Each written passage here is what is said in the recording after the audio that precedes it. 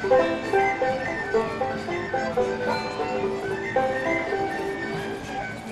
ago, in the highlands of Connemara, there lived a king named Aidan. He was a wise and compassionate ruler, and he dreamed of someday having a beautiful queen at his side. And so, being a practical man, he drew up a list of all the characteristics that the perfect woman should have. It was a long list, a very long list, an impossible list. And eventually, after many rejections, the other kings in the area no longer offered their daughters' hands for his consideration. Well, as Aidan began to grow older and to perhaps lose some of his own perfect charm, he decided to go in disguise out into the mountains of his kingdom to look for a bride. And so he traveled through the mountains, and he met many people, but he did not find a woman suitable to be his bride.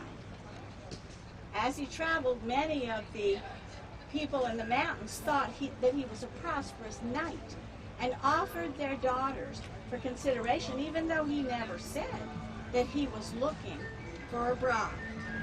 He found his people to be caring and honest and wise, but he did not find a bride. But then one day in the month of May, when the flowers covered the mountainside, he rode into the dale of the Allan clan. Now he was welcomed by the chieftain of the Allans and invited to partake of their family meal that evening. And that evening, King Aidan's breath was quite taken away when the daughter of the chief of the Allans walked into the room. Now her hair was as red as a sunlit rose. Her eyes were as blue as the clear blue skies over the mountains.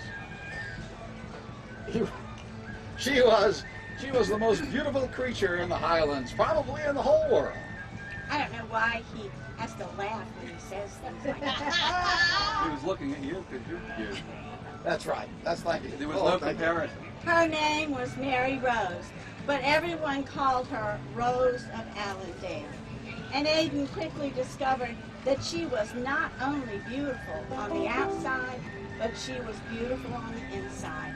And he knew that he had found his own true love.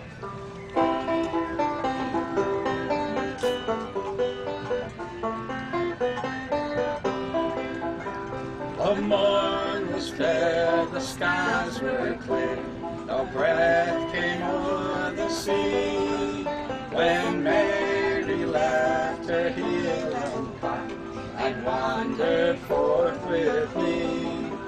Though flowers decked the mountainside, and fragrance filled the vale, by far the sweetest flower there was the Rose of Allandale. 'Twas the Rose of Allandale. 'Twas the Rose of Allandale. By far the sweetest flower there was the Rose of Allandale. Now the kingdom of Aidan was overjoyed to have a queen at last. The wedding was an event to be long remembered. The bride was beautiful. The groom was handsome. The palace was filled with the prettiest flowers, the finest foods and wines, the loveliest music, and the best storytelling in the land. It was indeed a day of love and light and magical moments, just like your wedding was. The couple received many presents, but the strangest present of all was the one given to them by Aidan's new mother-in-law. Now she had fiery red hair like her daughter, and it is said, I don't want to start any rumors now, but it is said that red hair is a sign of a witch. Now I'm not suggesting that King Aidan thought his mother-in-law was a witch, but the present that she gave him was a very strange and magical one. She gave to him a pure white shirt with a tiny red rose embroidered on the left shoulder. And she said, "This shirt shall never become worn, nor torn, nor soiled, as long as the love that you and your wife have for each other remains true." But should either of you become unfaithful, in that very instant the shirt will lose its virtue.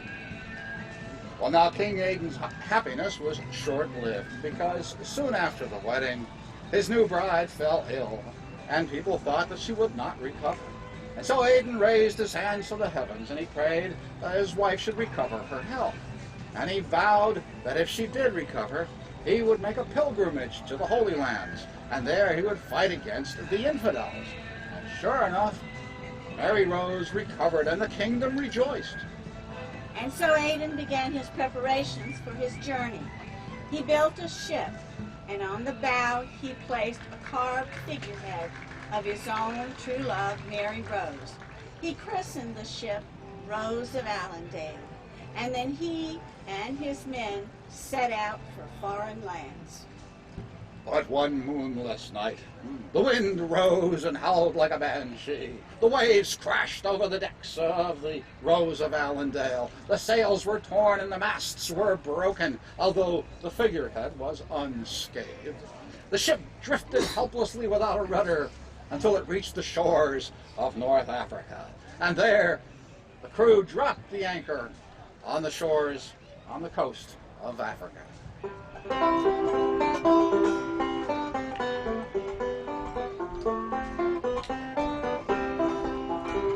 Where'er I wandered, east or west, when fates began to lower, a solace still was she to me in sorrow's lonely hour. When tempest lashed our gallant bark and rent her shivering sail, one maiden form withstood the storm. 'Twas the Rose of Allandale. 'Twas the Rose of Allandale. 'Twas the Rose of Allandale.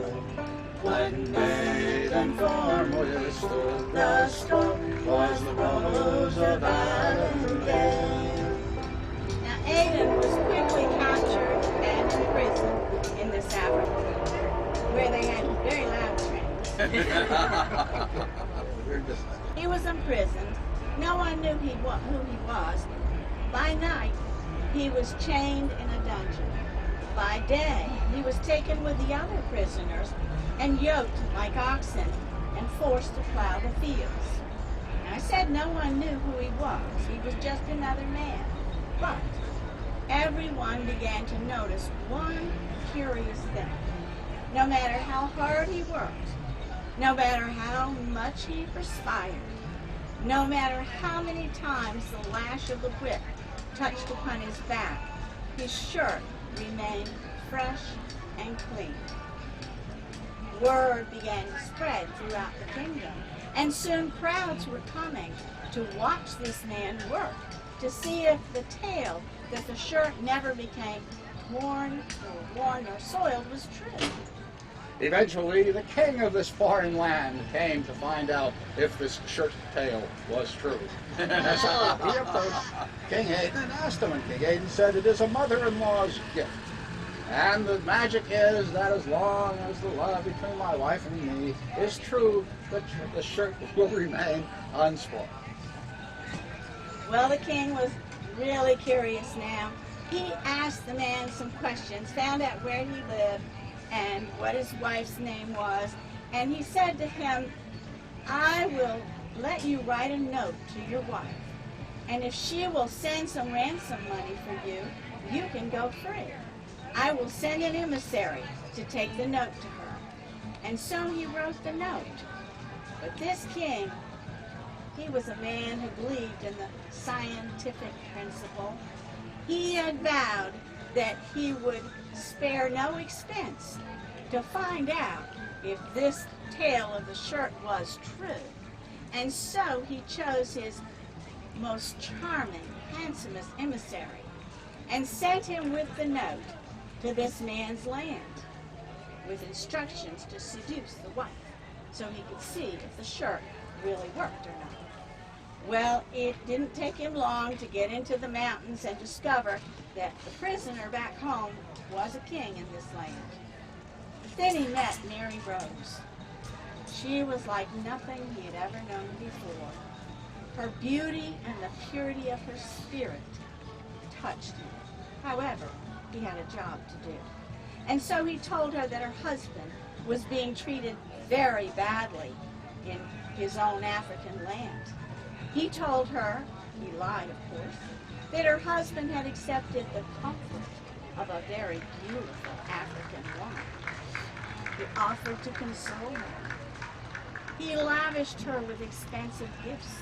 He professed his undying love. But Mary Rose was unmoved. She ordered him to leave.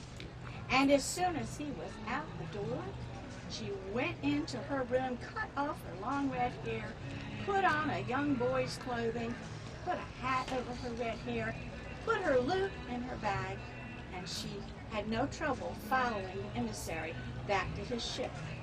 She booked passage on that same ship, and no one realized that she was a woman. Upon arriving in that African land, she disguised herself as a minstrel boy, and she traveled here and there as a bard, and she played the lute, and she sang, and she told stories, and she enchanted everyone who heard her. Eventually, the king himself heard of this new bard, and he invited the minstrel boy to perform at his palace. And so it happened, and he was so charmed by it that he offered to give gold and jewels and money as a reward. But the minstrel boy said, no, no. On the other hand, I will accept one thing. If you will let me choose from among your prisoners one person as my personal slave. And the king agreed. And so Mary Rose of Allandale rescued her own husband, and they took passage back to the hills of Connemara. Well, now, she did not take off her hat and cloak, and so throughout that long voyage, he never realized that it was his own wife. Upon arriving in the highlands of Connemara, the minstrel boy and King Aidan parted ways and bid each other farewell, and he returned to the palace, and upon his arrival, the kingdom rejoiced at the return of the king, and everyone was happy. But then the rumors started. The tongues began to wag. The queen was missing. You see, she had run off with a charming and handsome emissary from a foreign land. The king should know. King Aidan was devastated at this news, but then he looked down at his shirt, and he saw that it was still as fresh and clean as though it were new. And he began to search the room and was startled to see the young bard walking towards him. And as the young man came closer, he took off his hat and his cloak, and King Aidan realized that he had been rescued by his own true love, the Rose of Allandale.